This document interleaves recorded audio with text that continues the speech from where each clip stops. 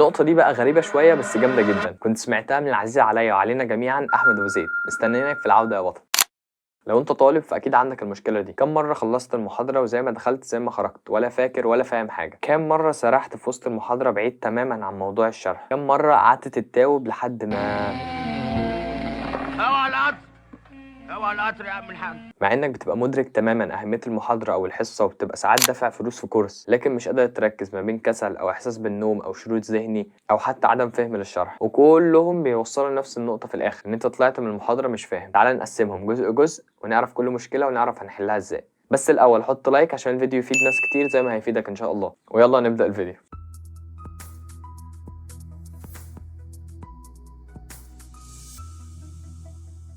النوم سلطان الزمان اللي محدش يقدر عليه. مشكلة بتكون في النوم اللي مش متظبط او جودة النوم السيئة، ده لو نمت اصلا، وده اسبابه كتير جدا هنتكلم عنه بشكل منفصل في فيديو تاني، فاعمل سبسكرايب عشان يوصلك كل جديد. وهنحل المشكلة دي بكذا حاجة. مبدئيا حاول تمنع التليفون قبل النوم بحوالي ساعتين.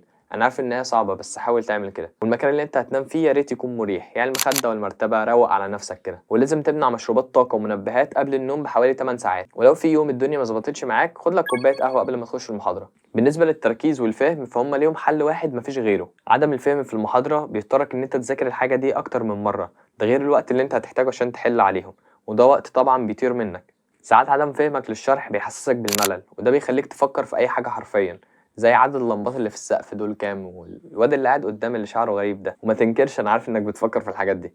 خليك فاكر انك هتبقى في قمة تركيزك وعمرك ما هتحس بالملل لو عندك سؤال ومستني اجابته، او لو عارف جزء من قصة وعاوز تكملها. العقل بيحب يعرف الشيء كامل، ما تدوقش حتة بس وتسيبه. وهتقدر توصل للمرحلة دي لو انت حضرت قبل المحاضرة، عرفت هتتكلم عن ايه ودخلت عملت سيرش وخدت فكرة، فهمت جزء بس لسه جزء مش فاهمه قوي، متحمس وعايز تعرف اكتر. تحضيرك للمحاضرة او الحصة قبل الميعاد حتى ولو بقراءة العناوين الرئيسية، ده هيخليك حرفيا اون فاير في المحاضرة ومركز في كل كلمة بتتقال. ومش هتصدق ان اصعب المواد ممكن تكون سهلة جدا لمجرد بس انك طبقت عليها الموضوع ده، اللي هيفرق معاك جدا في المذاكرة وطبعا في الفهم. تدوين الملاحظات اثناء الشرح مفيد جدا، ده غير ان ساعات بيكون في تريكات هتفرق معاك كتير جدا في الفهم. النقطة دي بقى غريبة شوية بس جامدة جدا، كنت سمعتها من العزيز عليا وعلينا جميعا أحمد أبو زيد. مستنيينك في العودة يا بطل، وهي اشرح لنفسك الأكثر غباء. حرفيا كلم نفسك على الورق. أنا في أكتر المراحل اللي ممكن أكون غبي فيها عارف إن أنا ممكن أنسى الإشارة في المسألة دي، أو إن أنا أعوض في القانون المعين ده بالوحدة غلط من غير ما أغيرها،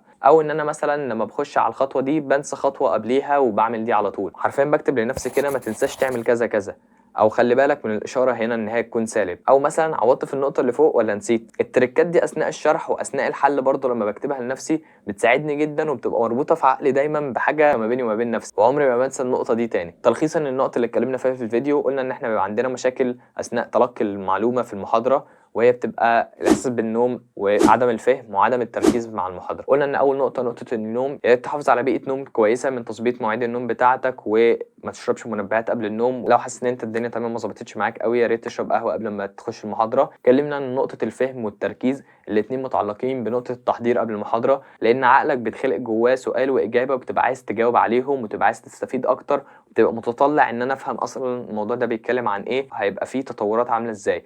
فالحاجات دي بتخلي جسمك في حالة تنبه تام لأي كلمة بتتقال، وانت حرفيا قاعد مستني جديد. وبس ما تنساش تعمل لايك وسبسكرايب وتعمل شير لصاحبك اللي بتقعدوا تشتكوا لبعض ان انتوا مش فاهمين عشان يستفيد. وسلام.